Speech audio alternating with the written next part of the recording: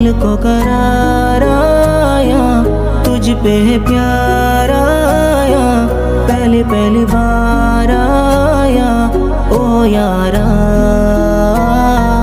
दिल को करार आया, तुझ पे है प्यार. ഹായ് ഫ്രണ്ട്സ്, ട്രാവൽ ബൈ ഹാജിയുടെ മറ്റൊരു എപ്പിസോഡിലേക്ക് എല്ലാവർക്കും സ്വാഗതം. നമ്മളിപ്പോൾ ഡാർജിലിംഗ് റെയിൽവേ സ്റ്റേഷനിലാണ്. ഇന്ത്യയിലെ ഏറ്റവും ഉയരത്തിൽ സ്ഥിതി ചെയ്യുന്ന ഒരു റെയിൽവേ സ്റ്റേഷനാണ് ഡാർജിലിംഗ് റെയിൽവേ സ്റ്റേഷൻ. അതിൻ്റെ ഒരു റൂട്ട് മാപ്പ് ഇവിടെ കൊടുത്തിട്ടുണ്ട്. ഇത് തുടങ്ങുന്നത് സിൽഗുരി ടൗണിൽ നിന്ന്, അതായത് ന്യൂജൽപൂരി റെയിൽവേ സ്റ്റേഷനിൽ നിന്നുമാണ്. അവിടുത്തെ ഫീറ്റും കാര്യങ്ങളൊക്കെ കൊടുത്തിട്ടുണ്ട്. നമ്മൾ ക്രിസോങ് കാണുന്നുണ്ട്. അതിൽ നമ്മൾ ഇന്നലെ താമസ സ്ഥലമാണ്. ക്രിസോങ്ങിൽ നിന്ന് ഇങ്ങനെ വന്ന് ഗും വയ്യത് ഡാർജിലിംഗിലേക്ക് പോയിക്കൊണ്ടിരിക്കുന്ന ഒരു റെയിൽവേ സ്റ്റേഷനാണ്. 1881 ഇത് സ്റ്റാർട്ട് ചെയ്യുന്നത്. ഡാർജിലിംഗ് റെയിൽവേ സ്റ്റേഷൻ്റെ ഒരു ഓവർ വ്യൂ ഞാൻ നിങ്ങൾക്ക് കാണിച്ചു തരാം. ഇവിടെ ഒരു ടെമ്പിൾ ഉണ്ട്. ആ ടെമ്പിളിൽ നിന്ന് വരുന്ന സൗണ്ടാണ് കേൾക്കുന്നത്. ഒരു പീസ്ഫുൾ ആയിട്ടുള്ള ഒരു മോർണിംഗ് ആണ് ഇപ്പോൾ നമുക്ക് കിട്ടിക്കൊണ്ടിരിക്കുന്നത്.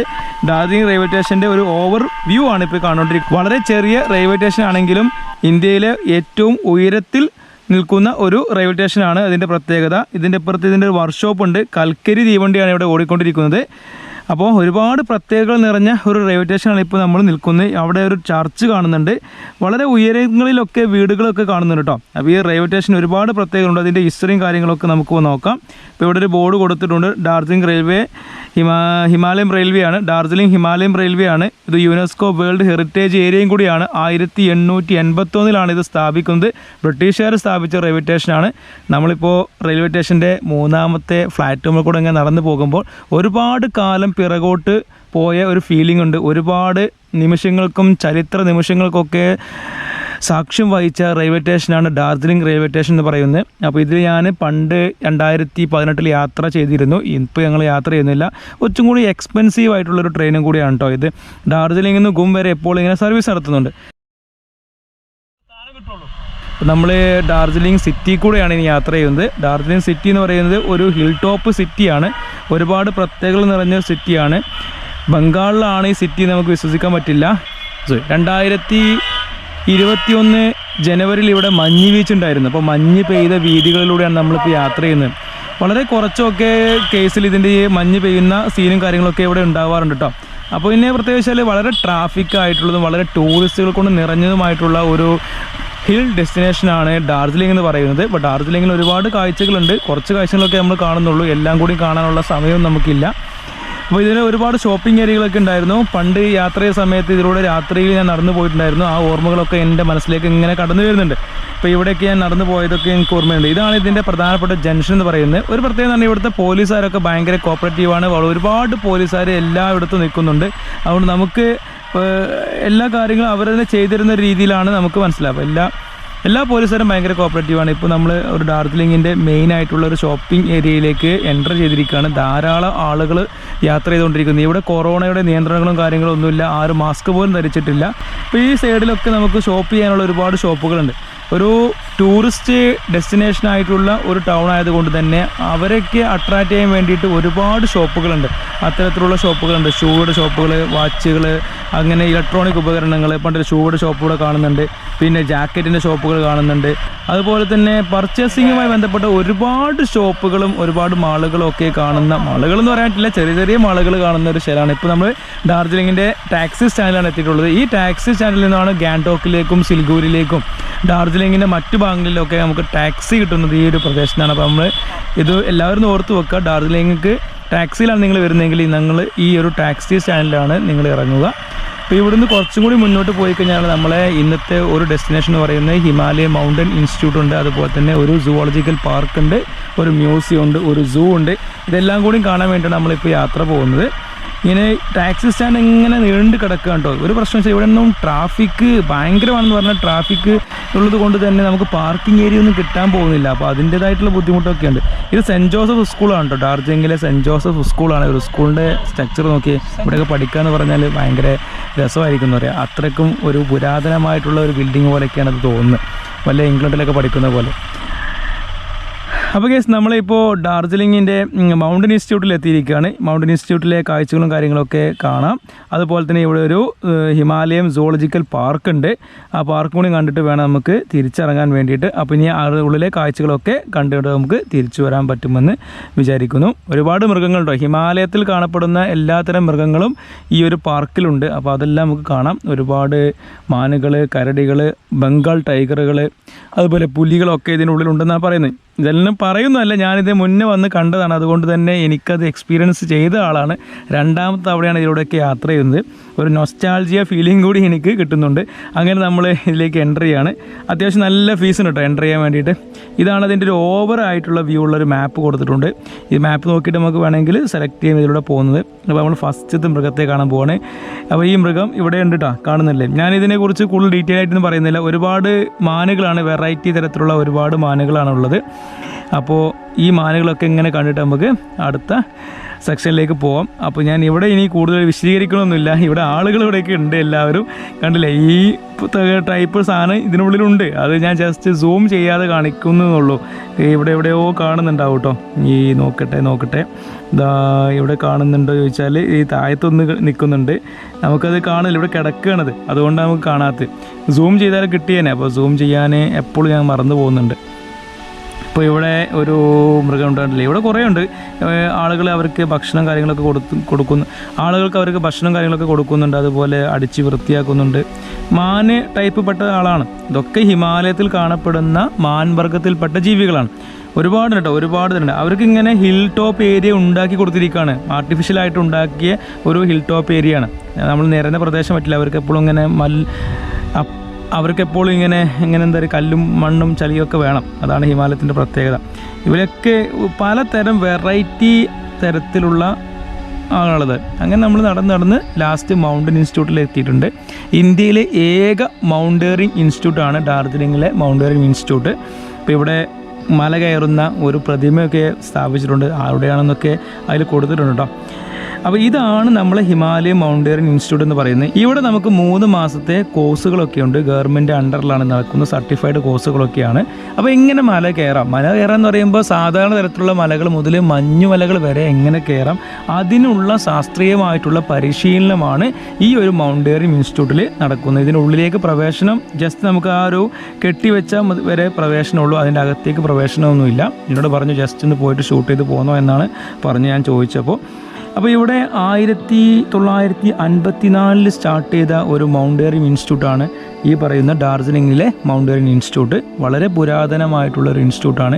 ഇന്ത്യയിലെ ഏക സ്ഥാപനമാണ്. അതൊക്കെ ഇതിൻ്റെ പ്രത്യേകതയാണ് കേട്ടോ. അപ്പോൾ ഇവിടുത്തെ കാര്യങ്ങളൊക്കെ ആർക്കെങ്കിലും മൗണ്ടേറിയൻ കാര്യങ്ങളൊക്കെ പഠിക്കാൻ ആഗ്രഹമുണ്ടെങ്കിൽ ഇവരെ വെബ്സൈറ്റിൽ കയറിയിട്ട് ഇവരുടെ കോഴ്സുകളും അതുപോലെ തന്നെ അതിന് വേണ്ട എമൗണ്ടും കാര്യങ്ങളൊക്കെ നമുക്ക് നോക്കാം.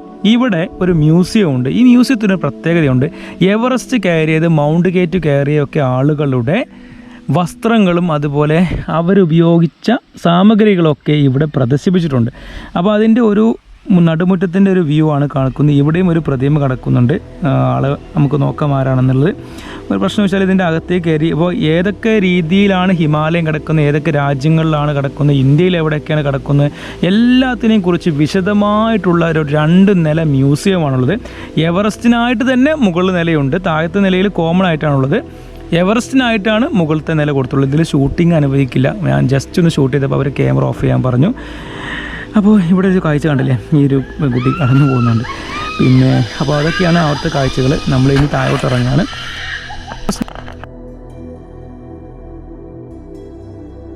അപ്പോൾ എവറസ്റ്റിനെ കുറിച്ചും ഹിമാലയത്തെക്കുറിച്ചും പഠിക്കണമെങ്കിൽ നമ്മൾ ഈ മ്യൂസിയത്തിൽ വന്നാൽ മതി. അങ്ങനെ പോകുന്ന സമയത്താണ് നമ്മൾ പുള്ളിപ്പുലിയെ കണ്ടത്. പുള്ളിപ്പുലി അതിലുള്ളിൽ കിടക്കുന്നുണ്ട്. അപ്പോൾ ഇവരെ കൂടൊക്കെ ഉണ്ടാക്കിയിട്ട് പുറത്ത് കിടക്കാത്ത രീതിയിൽ ചെയ്തിട്ടുണ്ട്. അവിടെ കിടക്കുന്നുണ്ട്, വട്ടക്കൂറ കിടക്കുന്ന പോലെയാണ് കിടക്കുന്നത്. ഇതാ ഇവിടെ വേറെ ഒന്ന് കിടക്കുന്നുണ്ട്. ഇവൻ നല്ല ഉറക്കമാണ്. ഒരു മൈൻഡും ഇല്ല, നമ്മളൊന്നും വിളിച്ചിട്ടൊന്നും കേൾക്കുന്നില്ല, ഒരു മൈൻഡും ഇല്ല കേട്ടോ. നല്ല ഉറക്കം, പൂച്ചവർഗത്തിൽപ്പെട്ടതുകൊണ്ട് നല്ല ഉറങ്ങും. ഇതാ ഇവിടെ അടുത്ത ആൾ കിടക്കുന്നുണ്ട്, ബ്ലാക്കാണ്. ഇവൻ ഇവിടെ എവിടെയോ ഉണ്ട്, ഇതാ അവിടെ കിടക്കുന്നുണ്ട് ആൾ. എന്തായാലും എല്ലാവരും ഇതിനുള്ളിലുണ്ട്. ഇനി ഈ ഹിമാലയത്തിൽ കാണപ്പെടുന്ന ഒരുപാട് ബേഡ്സ് വർഗത്തിൽപ്പെട്ട ഒരുപാട് കാര്യങ്ങളുണ്ട്. നമ്മുടെ നാട്ടിലെ അലങ്കാര ബേഡ്സുകളൊക്കെയാണ് ഇവർ. പക്ഷെ ഇവർ സാധാരണഗതിയിൽ ഹിമാലയത്തിൽ ഇവർ കാണപ്പെടും. ഞങ്ങൾ യാത്ര ചെയ്തപ്പോൾ 2-3 കണ്ടിരുന്നു. പലതരത്തിലുള്ള വെറൈറ്റി ആയിട്ടുള്ള പക്ഷി വർഗ്ഗങ്ങളാണ് ഇവിടെ കാണുന്നത് കേട്ടോ. അപ്പോൾ ഇതിനെക്കുറിച്ചൊക്കെ ഡീറ്റെയിൽ ആയിട്ട് ഇത്തരത്തിലുള്ള മേഖലയിൽ പ്രവർത്തിക്കുന്നവരൊക്കെ അറിയുള്ളൂ, നമുക്കൊന്നും അറിയില്ല. ഇവിടെ വേറൊരു മ്യൂസിയം കൂടിയുണ്ട്. ഈ മ്യൂസിയം താൽക്കാലികമായിട്ട് ക്ലോസ്ഡാണ്. അതിൻ്റെ എന്തോ ഇത് വർക്കും കാര്യങ്ങളൊക്കെ നടക്കുക തോന്നുന്നുണ്ട് അല്ലേ. അതഞ്ഞ് കൊറോണ ആയിട്ടാണോ? കൊറോണ ആയിട്ടാവില്ല, എന്തോ വർക്കോ കാര്യങ്ങൾ നടക്കുകയാണ്. എന്തായാലും ഇത് മിസ്സായി. ചെറിയൊരു മ്യൂസിയം കൂടി ഉണ്ട് ഇവിടെ. നമുക്ക് വേണമെങ്കിൽ ഞാൻ നേരത്തെ വന്നിരുന്നു, 2018 വന്നപ്പോൾ ഇവിടെ കയറിയിരുന്നു. അത്യാവശ്യം നല്ല രീതിയിലുള്ള കാഴ്ചകളൊക്കെ അവിടെയുണ്ട്.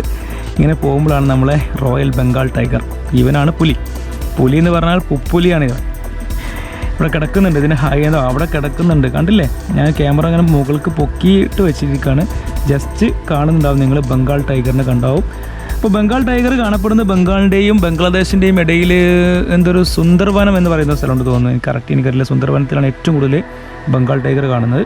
ഇപ്പോൾ ഇവനാണ് ഒരു പുപ്പുലി എന്ന് തന്നെ പറയാം. ഒരാളെ കിട്ടിയാൽ ഇവന് ഒരു പ്രശ്നമില്ല, അത്രയും വലുപ്പമുണ്ട്. നിങ്ങൾക്കിനെ കാണാൻ കഴിയും അതിൻ്റെ വലുപ്പം എത്രയാണെന്നുള്ള കാര്യം. നല്ല അടിപൊളി സാധനമാണ്. സാധാരണഗതിയിൽ നമ്മുടെ നാട്ടിൽ കാണുന്ന ടൈഗർ അല്ല ബംഗാൾ ടൈഗർ. ഇവിടെ നമ്മളെ സാധാരണ ഹിമാലയം കുറുക്കനൊക്കെ പറയാം കണ്ടോ. ഫോക്സാണ് അവിടെ കിടക്കുന്നത്, വെള്ളക്കുറുക്കനാണ് കേട്ടോ, വെള്ള കളറുള്ള കുറുക്കനാണ്. അവനിങ്ങനെ അവിടെ കിടക്കുന്നുണ്ട്. വെറൈറ്റി കുറുക്കന്മാരുണ്ട് കണ്ടോ. കുറുക്കന്മാർ കുറേ ഉണ്ടെന്ന് പറയാം. ഹിമാലയത്തിൽ ഒരുപാട് കുറുക്കന്മാരുണ്ട്. അപ്പോൾ ഈ ഫോക്സ് നമുക്ക് ഏത് തരത്തിലുള്ളതാണെന്ന് നമുക്കറിയാൻ കഴിയില്ല, കാരണം ഒരുപാട് വെറൈറ്റി ഐറ്റംസ് ഉണ്ടെന്ന് അറിയാം. അങ്ങനെ പോയിക്കൊണ്ടിരിക്കുമ്പോഴാണ് നമ്മൾ വേറൊരാളെ കണ്ടത്. ഇവനാണ് വേറൊരു പുലി. ആണ് നോക്കി ഏതാ ആളെന്നുള്ളത്. തേൻ കുടിക്കുന്ന ആളാണ് കണ്ടില്ല. അവൻ ഇങ്ങനെ കിടന്നുറങ്ങുകയാണ്. ജസ്റ്റ് ഇങ്ങോട്ട് ചാടിക്കഴിഞ്ഞാൽ എൻ്റെ പണി തീരും. ഉറക്കമാണ്, ഭയങ്കര ഉറക്കമാണ്. അമ്മാതിരി സൈസ് സാധനമാണ്. നോക്കി അതിൻ്റെ സൈസ് കണ്ടാൽ തന്നെ നമ്മൾ പേടിച്ചു പോകും. അമ്മാതിരി സൈസ് അടുത്താണ്. ആ ജസ്റ്റ് ചെറിയൊരു കിടങ്ങ് മാത്രമേ നമ്മളും അവൻ തമ്മിലുള്ള വ്യത്യാസമുള്ളൂ. നല്ല ഉറക്കമാണ്, നല്ല തടിയുണ്ട്, നല്ല ഭക്ഷണം കിട്ടുന്നുണ്ട്. അതൊന്നുമില്ല. അങ്ങനെയൊക്കെ യാത്ര ചെയ്ത് ഞങ്ങൾ താഴെ എത്തി. അപ്പോൾ ഒരു ചേച്ചിയുടെ കട കണ്ടു. ഈ കടയിൽ വെറൈറ്റി ആയിട്ടുള്ള ഒരുപാട് ഐറ്റംസ് ഉണ്ട് കേട്ടോ. എന്തൊക്കെയോ ഐറ്റംസ് ഉണ്ട്. നോക്കാം ജസ്റ്റ് ഒന്ന്. ഇത് നമ്മളെ നാട്ടിലെ പരിപ്പുവട പോലെ കിടക്കുന്നുണ്ട് അല്ലേ. പരിപ്പുവട പോലെ തന്നെയാണ് കിടക്കുന്നത്. അതെന്തോ മുളകൊക്കെയാണ്. ഇത് മുട്ടയാണ് നമുക്കറിയാം. അത് പൊരിച്ച സാധനമുണ്ട്. ഇത് ഇവിടെ നമ്മൾ മുളക് ബജ്ജി തന്നെയാണ്. ഇത് വേറൊരു സാധനമാണ്, ഇത് വേറൊരു സാധനമാണ്, ഇത് പെന്നാണ്. ഞങ്ങൾ ഈ ഒരു സാധനം ഓർഡർ ചെയ്തിട്ടുണ്ട്. ഈ നടുക്ക് കാണുന്ന സാധനം അത് ചിക്കൻ കൊണ്ടുണ്ടാക്കിയൊരു ഐറ്റംസ് ആണെന്ന് പറയുന്നത് പുള്ളിക്കാരി.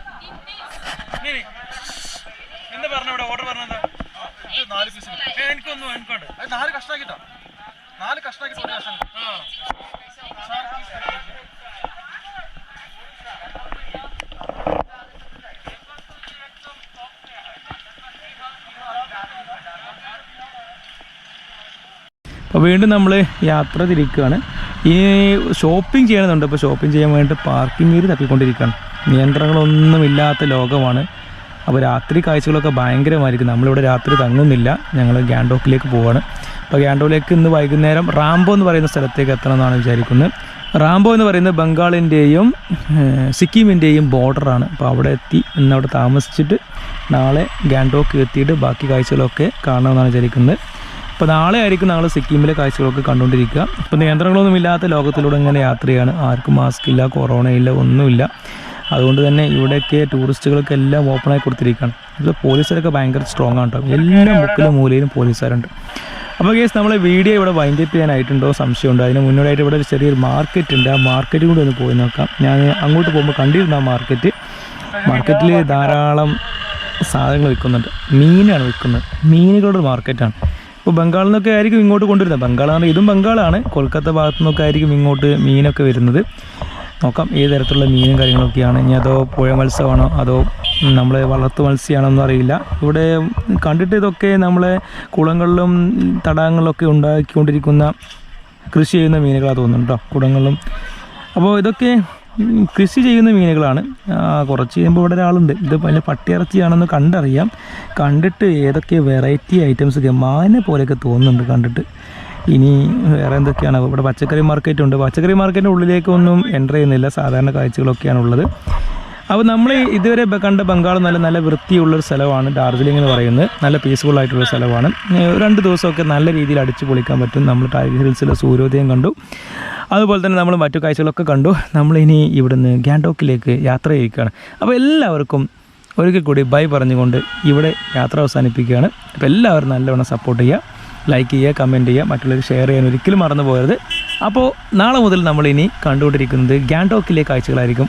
അതിനു മുന്നേ ആയിട്ട് ഡാർജിലിംഗിൽ നിന്നും ഗാംഗ്ടോക്കിലേക്ക് ഒരു യാത്രയുണ്ട്. ആ യാത്രയുടെ വിശേഷങ്ങളുമായിട്ട് അടുത്ത എപ്പിസോഡ് കാണുമായിരിക്കും. എല്ലാവർക്കും ബൈ ബൈ.